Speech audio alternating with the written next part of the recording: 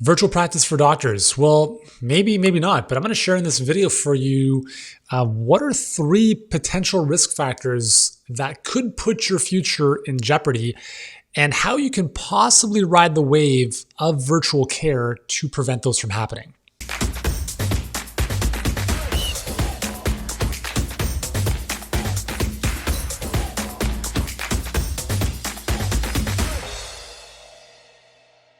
Hey guys, what's going on? Yuri here, Yuri Elkaim from Healthpreneur, and we help health professionals fill and scale their practices by working smarter, not harder.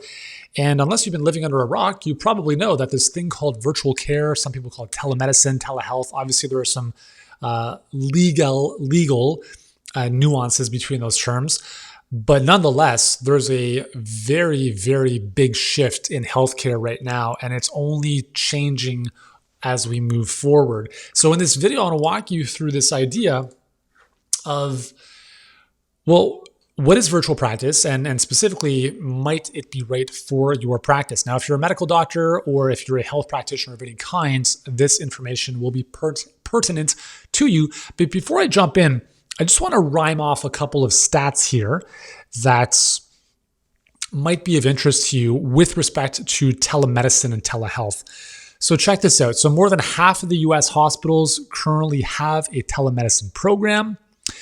There will be this is back in 2015. In 2015, there were 800,000 online consultations provided through telemedicine.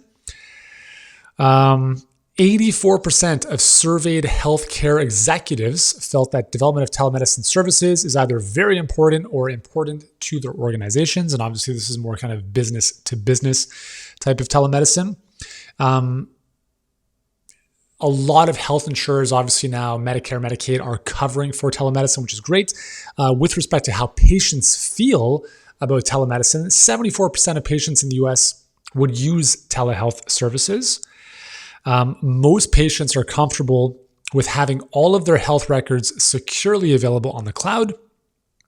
74% of patients are comfortable with communicating with their doctors using technology instead of seeing them in person, and on and on and on. And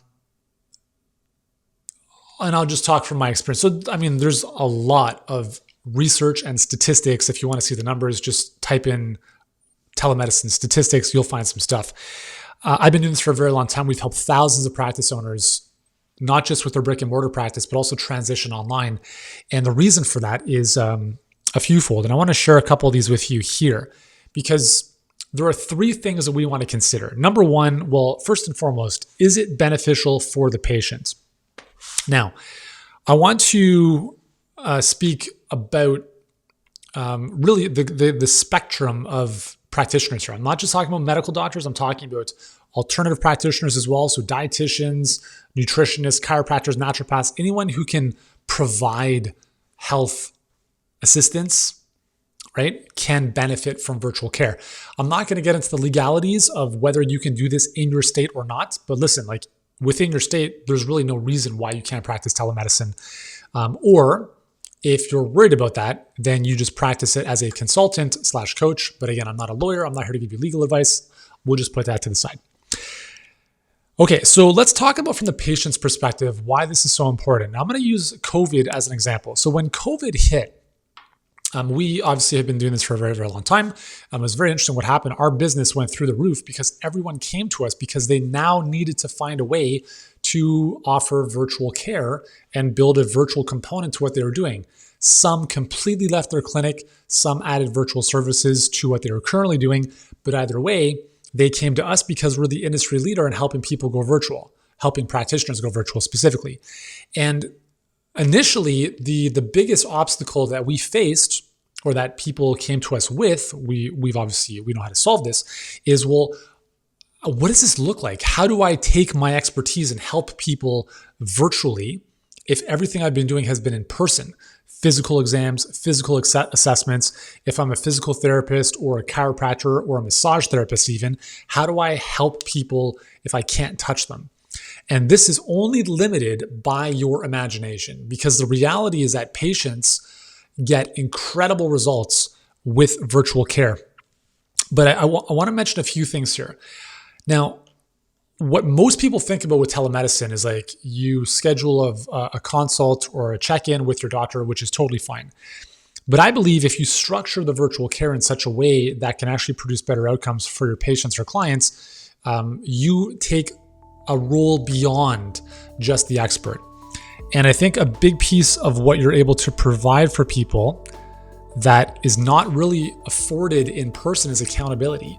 You can set up a virtual care program where people have access to more than just this one-off session, where they have access to you as their guide, as their quote unquote coach, to keep them accountable to the very outcomes that they say they want.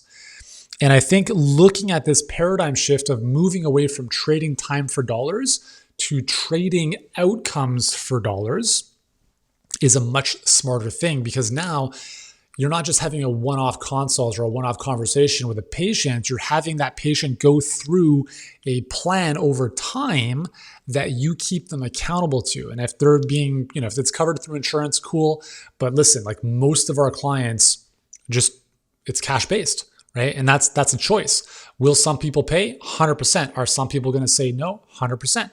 Right? So you just clarify it. Like, am I willing to go cash-based, or do I want to go through insurance or whatever? That's completely up to you. But I think the accountability piece is a huge component to what patients ultimately need to achieve the outcomes. Because we all know we should be eating better. We all know we should be moving better, but we're not. Why is that? Because we're left to our own devices. But if you as the expert / Sherpa / coach / guide / doctor, practitioner can keep people accountable to that, they'll get amazing results, and that's beneficial for you. One of our clients, Marcel, has had a very, very successful clinic in Maine for the past 30 years. And what she noticed when she came online a couple years ago, she specializes in helping women lose weight, is that the industry average for keeping weight off is about 5%. Her clients, check this out, 88% of them keep the weight off for more than a year. That is pretty astounding. And she works with them virtually. And how is that possible? Well, she's developed a program in addition to her guidance and accountability to help them achieve and retain those results. So it's a huge opportunity. The other thing too is humans love these two things called speed and convenience. And if you don't believe me, then have you ever ordered anything from Amazon and had it delivered to you the next day? You see, Amazon, Jeff Bezos specifically, always asks the question, listen, like everyone's talking about like what's going to change in the future. He's always asked the question of what's not going to change. And what's not going to change in the future is people's innate desire for speed, convenience, and better service. And that is the fundamental backbone of what has helped Amazon become what it is. So when you offer people the ability to connect with you virtually, they don't have to leave their house. They don't have to put on the masks and go through all the nonsense and all that kind of stuff. They can sit on their couch or their home office and they can have a call with you, or they can, be plugged into a program that you're delivering virtually. And now that is a massive, massive win for the patient. Okay. So those are just a few reasons why patients are much more receptive to virtual care now because of several of these components. Okay. Now, what about from your perspective? Now, I'm going to just go beyond insurance for a second because I don't care to deal with insurance for that for the most part. But here's the thing, is that there is a bigger opportunity for you to make more money.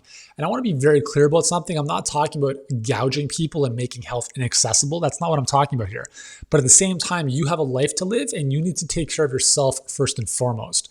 You don't serve anyone by becoming a martyr in the service of those people. So you as the clinician or the practitioner or the doctor are able to, again, based on your scope of practice, are able to charge more for not just like one session, but for a treatment plan that you hold people accountable to and walk them through over the course of a certain length of time, several weeks or a few months. As a result, they get better results. You get paid more because they're not just coming to you every now and then. They're part of a cohesive program that moves them to an outcome. So it's a lot better financially. And if you set it up properly, you don't need to be trading time for money. So that's the first thing. Second thing is it gives you location independence. If you want to be able to work from home, or if you want to be able to take a vacation or, work from the beach, listen, like you can do that. Like you can help people virtually from anywhere in the world. So not being confined to driving in traffic or taking the subway or walking through, the craziness of busy streets, if you're living in New York, for instance, to have the freedom to work from home, your home office, the cottage, the beach house, or on vacation is something that is very, very real. And is one of the biggest reasons why a lot of practitioners come to us. Like one of our clients, Stacy, who is a clinical nutritionist, had her own clinic in Toronto, but Toronto has brutal winters, 4 to 5 months of really cold weather and snow. And she said, you know what? I want to spend the months in the wintertime in Florida.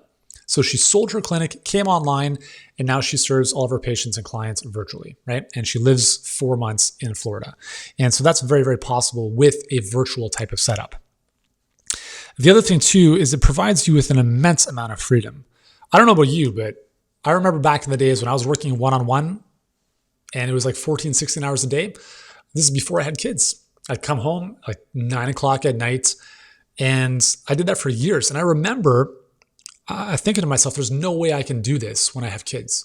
I've got 4 boys now and I get to walk them to school. I get to pick them up. We go to the park. I hang out with them all the time. Maybe sometimes a little bit too much, to be honest. If you got kids, you know what I'm talking about. So it gives you the opportunity to have a lot more freedom because now you're not confined to a physical location that is like you're stuck there. If you want to have lunch with your family or dinner with your family, you can be at home and doing this stuff, all the while providing amazing outcomes and support and service for your patients and clients.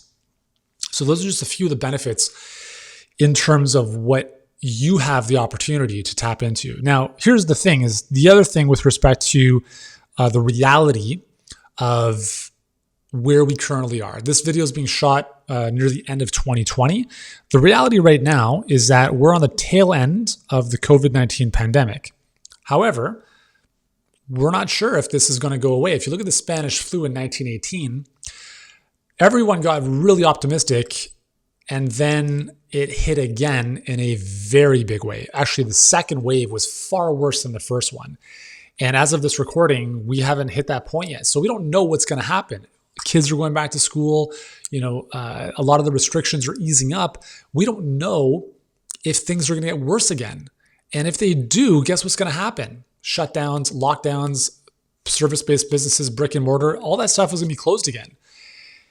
So that's a real threat. The other thing too is it's just a pain in the butt. Even if you stay open, to have like wiping down everything, having to wear masks all day long, you have to space out your patients. It's just such a pain in the butt. And to continue dealing in that type of environment is very, very draining. And especially when there's an alternative, right? So that's the first thing is the pandemic. The second thing is I'll just call this the zeitgeist. This is the conversation that's happening in the world, right? If you think of, I'll just use an example of Match.com. So Match.com and online dating services, became, I guess, more prominent probably about 10, maybe a little bit more, 10 years ago or so. And at the time, everyone was like, there's no way this is going to work. People need to connect with people in person. There's no way this is a scam. Well, look what happens. Right? Nowadays, when you ask someone, how did you meet so-and-so? A lot of times it's like, I met them on Match.com or a similar type of online platform.